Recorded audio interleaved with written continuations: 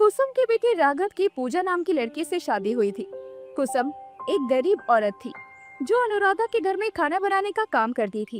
एक दिन कुसुम अपनी मालकिन के पास जाती है और बोलती है, मालकिन, सारा काम कर दिया है, सारा खाना बना दिया और मीठे में गुलाब जामुन बनाकर फ्रिज में रख दिए हैं।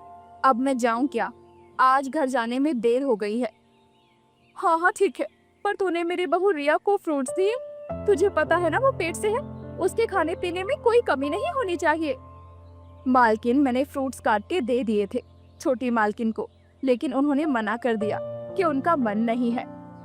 ये बहू भी ना अपना ख्याल नहीं रखती। चल तू जा, सुबह समय पर आ जाइयो।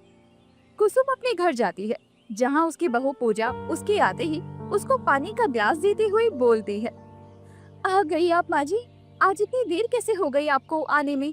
मुझे आपकी चिंता हो गई थी। ये लीजिए पानी पीजिए, मैंने रात का खाना बना लिया है। आप हाथ मुंह धो लेना, फिर मैं आपके लिए खाना लगाती हूँ। बहू, तुझे मैंने कितना समझाया है कि मेरी चिंता मत किया कर, और तुझे मैंने बोला है तू आराम किया कर।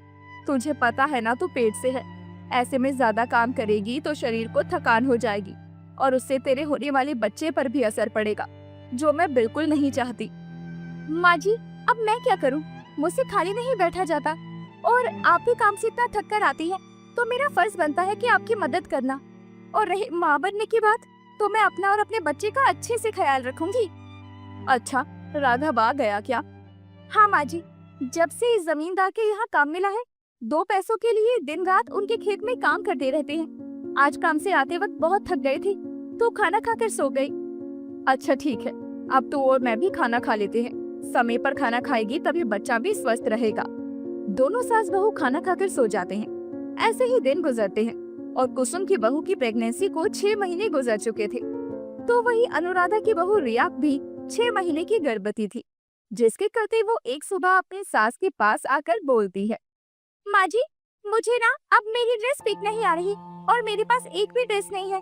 चलिए ना, हम बाजार में जो मॉल खुला है वहाँ से डिजाइनर ड्रेस ले आते हैं। अच्छा, मेरी बहू को डिजाइनर ड्रेस चाहिए? अच्छा एक काम कर बहू, तू तिजोरी से 50,000 रुपए निकाल ले और कुसुम को अपने साथ ले जा। मेरे पैर में सूजन हो गई है, तो मैं तेरे साथ नहीं जा पाऊंगी। रिया तिजोरी से पैसे निकालती है और गाड़ी में कुसुम को लेकर मॉल पहुंच जाती है, जहां दोनों एक बड़ी सी डिजाइनर ड्रेस की दुकान पर जाते हैं, जहां रिया एक ड्रेस को हाथ में लेकर बोलती है, कुसुम आंटी, जरा ये देखिए, ये ड्रेस मेरे ऊपर कैसी लग रही है? मैं इसमें अच्छी तो लगूंगी ना? जी मालकिन, ये ड्रेस आप पर बहुत सूट करेगी, बिल्कुल परी लगेंगी आप। हाँ, वो तो मैं लगूंगी ही। ये ड्रेस मल्होत्रा डिजाइनर ने बनाई है, पूरी 25,000 की है। बताओ तो, इतने पैसों में हम 6 महीने का राशन डलवाते हैं और मेरी बहू भी देखते हैं। उस बेचारी के कपड़े भी फटने लगे हैं, लेकिन वो बेचारी हमारी गरीबी की हालत देखकर कुछ नहीं बोलती।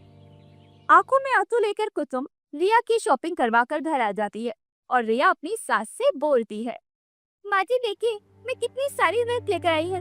अब मैं सोच रही हूँ जो पुराने कपड़े हैं उन्हें फेंक दूं, अब वो मेरे किसी काम के नहीं। अरे बहू, तुझे जो भी सही लगता है वो कर। तुझे मैंने किसी चीज के लिए मना किया है क्या? शुक्रिया माँ जी, बस इतना ही सुनना था आपसे। आई लव यू माँ जी, आप सबसे बेस्ट हो। तू भी ना बहू। कुसुम ऐसा कर, बहू जो कपड़े दे रही है उनको फेंक दे और ये जो नए कपड़े हैं वो बहू की अलमारी में रखवा दे। ठीक है मालकिन, मैं ले जाऊं क्या इन कपड़ों को अपनी बहू के लिए? मालकिन, क्या मैं रिया मालकिन के पुराने कपड़े अपने घर ले जाऊं? वो क्या है ना, मेरी बहू पहन लेगी। अरे, ये पुराने कपड़े क्यों ले जाएगी तू? अरे मुझे बता देती, मैं तेरी बहू के लिए भी एक आध ड्रेस मंगवा देती। नहीं मालकिन, यही ठीक है। ठीक है कुसुम, ले जा, लेकिन अब जल्दी से पहले रिया की अलमारी बनवा दे। ये सुनकर कुसुम जल्दी से रिया का काम करवा के शाम को वो कपड़े अपनी बहू के लिए लेकर आती है। माफ करना बहू, मैं तुझे तेरी गर्भावस्था में नए कपड़े तो नहीं दे पा रही। मेरी मालकिन अपनी बहू के लिए क्या नहीं करती, और एक मैं हूँ जो सिवाय तुझे दुख देने के कुछ नहीं कर पाई। माँ जी, आप ऐसा क्यों बोल रही हैं? ये घर मेरा है, यहाँ की जैसे हालात है मैं उसमें बहुत खुश हूँ और मुझे कुछ नहीं चाहिए पहनने को। मुझे जो मिल रहा है मैं उसमें बहुत अच्छे से गुजारा कर रही हूँ। पूजा और कुसुम की ये बातें राघव सुन लेता है, जो कमरे में जाकर खुद से बोलता है, माँ खुद को दोष दे रही है कि वो पूजा को कुछ नहीं दे पाई, जबकि असली गुनहगार तो मैं हूँ। इस गरीबी में मैं अपनी पत्नी को और होने वाले बच्चे के लिए कुछ भी नहीं कर पा रहा। राघव और कुसुम अपने हालातों के चलते बहुत परेशान थे। ऐसे ही समय बीतता है। वह रिया व पूजा की दोनों की प्रेगनेंसी के 8 महीने पूरे हो जाते हैं, जिसके चलते एक शाम अनुराधा के घर में साज सजावट होती देखकर कुसुम अपनी मालकिन से पूछती है, मालकिन, ये सब तैयारियां किस लिए हो रही है? किसी का जन्मदिन है क्या? अरे कुसुम, कल मेरी बहू की गोद भराई है। 8 महीने पूरे हो चुके हैं उसकी प्रेगनेंसी को। अगले महीने तक इस घर में एक नन्हा सा मेहमान आ जाएगा, तो उसके अच्छे स्वास्थ्य के लिए लोगों की दुआएं और आशीर्वाद मिले उसे, इसीलिए गोद भराई का फंक्शन रखा है।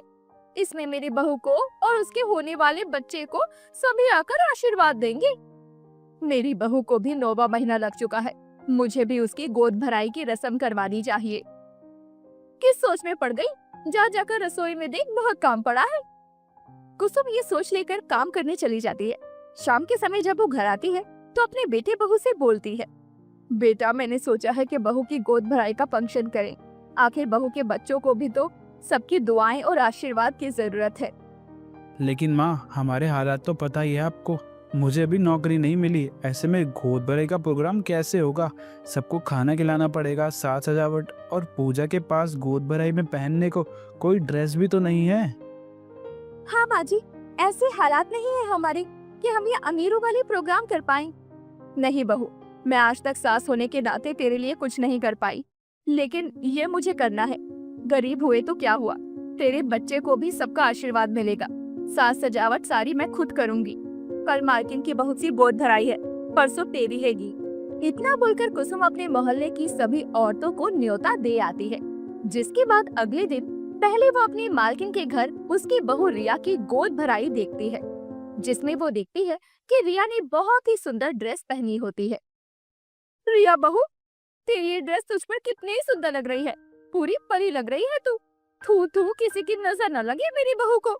कितनी प्यारी लग रही है रिया मालकिन, ये कपड़े कितने अच्छे लग रहे हैं उनके ऊपर। मैंने कल अपनी बहू की गोद भराई का सबको बोल तो दिया है, मगर उसमें पहनने के लिए मेरी बहू के पास कुछ नहीं है।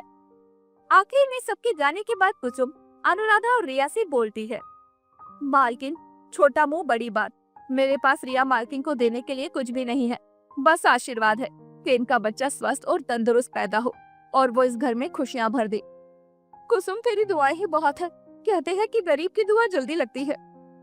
मालकिन, कल इस गरीब की बहू की भी मुंह दिखाई है, हो सके तो आप आना। मेरे घर में ऐसा नजारा तो नहीं होगा, लेकिन मेरी बहू और उसके बच्चे को भी आपका आशीर्वाद मिलेगा तो मुझे बहुत खुशी होगी। इतना बोलकर कुसुम अपने काम खत्म करके अपने घर आ जाती है और पूरी रात अपने घर की साज सजावट करती है। ये सब देखकर पूजा बोलती है, माँ जी, इस गरीब की गोद भराई हो रही है, ये मेरे लिए बहुत बड़ी बात है। अब आप खुद सारे काम करके इतना कष्ट मत सहो, मैं ये देख नहीं पा रही।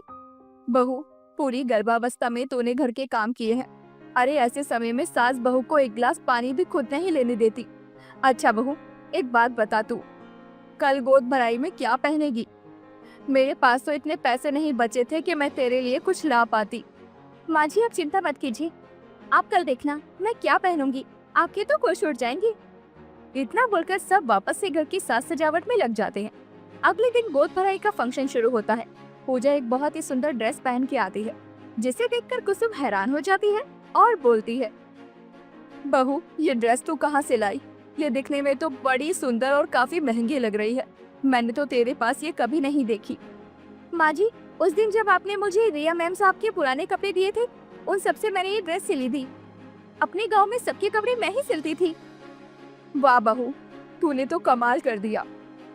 इसके बाद कुसुम भी अपनी बहू की गोद भराई में सूखा नारियल और 101 रुपए रखकर उसको शगुन देती है और पूजा और आने वाले बच्चे की सेहत अच्छी बनी रही इसका आशीर्वाद देती है। जिसके बाद फंक्शन खत्म होने ही वाला था कि तभी अनुराधा हाथों में तोहफा लिए आती है और बोलती है, रुक जाओ कुसुम, अभी मेरा आशीर्वाद तो रह ही गया। इतना बोलकर अनुराधा पूजा की गोद में शगुन का लिफाफा रख के तोहफा देती हुई बोलती है, पूजा बहू, ये ड्रेस तूने जो पहनी है ये तो बड़ी सुंदर है। बेटा, बहुत प्यारी लग रही है तू। भगवान तुझे और तेरे बच्चे को दुनिया की हर खुशी दे और तेरे परिवार में सुख समृद्धि लेकर आए, यही मेरी कामना और आशीर्वाद है।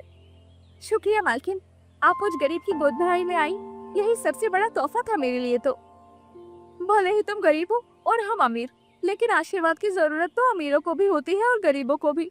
कुसुम ने हमेशा हमारे घर का भला सोचा, तो मेरा भी फर्ज था यहाँ आकर तुमको आशीर्वाद देने का। सच में मालकिन, आप जैसे लोगों की वजह से ही नौकर खुद को कभी नौकर नहीं समझते। आपका शुक्रिया मेरी बहू को आशीर्वाद देने आने के लिए। इसके बाद पूजा की गोद भराई भी खत्म होती है, जिसके कुछ समय बाद रिया और पूजा दोनों प्यारे से लड़कों को जन्म देती हैं और अमीर व गरीब दोनों के घरों में खुशियां आ जाती है।